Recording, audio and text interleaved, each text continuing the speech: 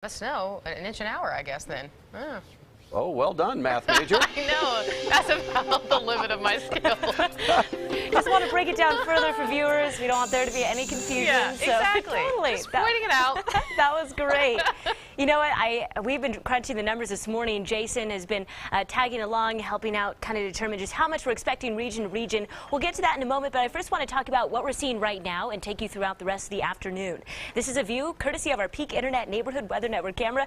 Also, as Jason was just mentioning, starting to see some glimpses of sunshine, primarily in the higher terrain, and seeing that in elsewhere as well. But in areas in Colorado Springs and Pueblo, still pretty overcast and seeing flurries throughout the region. I'll show you that on your Doppler radar in a moment. Right now, temperatures are extremely cold, a big factor for the reason why we're continuing to produce snow throughout the day. 14 degrees in Colorado Springs, 18 in Pueblo, and we are tracking the teens and 20s in the eastern plains. Mid-20s right now for Alamosa, with the teens through the mid-20s for the mountains and the valleys.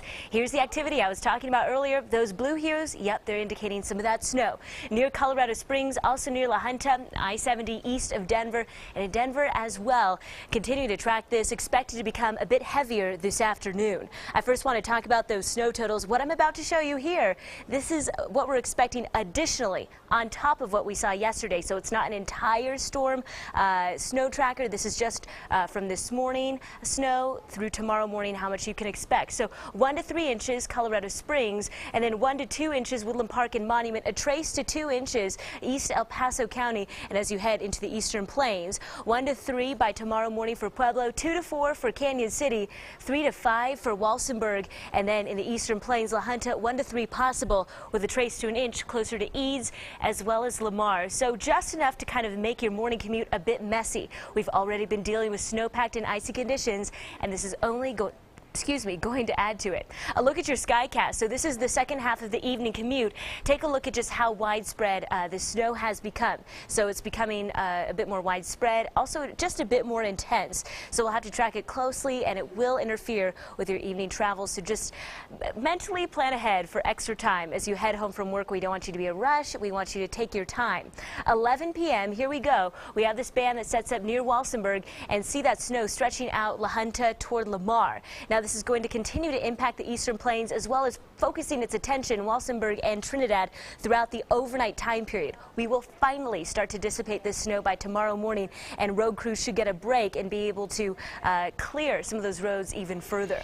An extended look at your forecast. Here we go. Temperatures staying very chilly tomorrow. Again, that break in the afternoon. Saturday through Monday, tracking more snow on the way, and temperatures staying pretty cool in the 20s and 30s. But at least we're rebounding-ish to the mid-30s by Tuesday. Tuesday afternoon comes the next chance for some snow, lasting through Wednesday morning.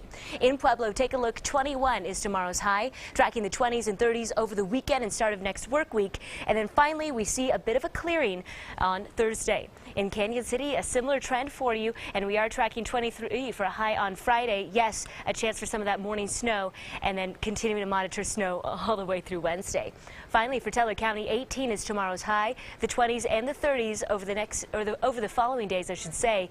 And yeah, snow pretty frequent, and this isn't common for Colorado Springs and for southern Colorado. We'll continue to track it closely. An update coming up next. That's what makes Colorado weather so interesting. A little bit of everything in the mix. I know, but this week we're saying it's kind of a